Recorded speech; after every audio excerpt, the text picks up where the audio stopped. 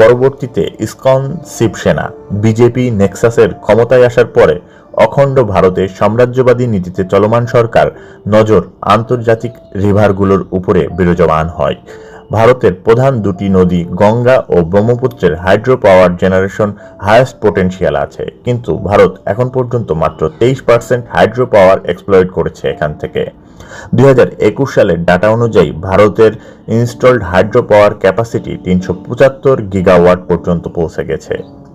ভারতের এই hydro power hunger অনেক দ্রুত বর্ধনশীল রূপে রূপান্তরিত হচ্ছে। ইন্ডাস্ট্রিয়ালাইজেশন এবং ডেভেলপিং নিডস পূরণ করার জন্য ভারত 2070 সালের মধ্যে কার্বন নিঃসরণ শূন্যের কোঠায় নামিয়ে আনতে হাইড্রো পাওয়ার এক্সপ্লোরেশনকে আরও দ্রুত বর্ধনশীল রূপে কার্যক্রম পরিচালনা করে যাচ্ছে। আজ ভারতের ড্যাম নির্মাণ সংখ্যা এবং কাজের স্পিড সমস্তই পৃথিবীকেই পিছনে ফেলেছে। জিও স্ট্র্যাটেজিকরা বলে থাকেন যে ভারতের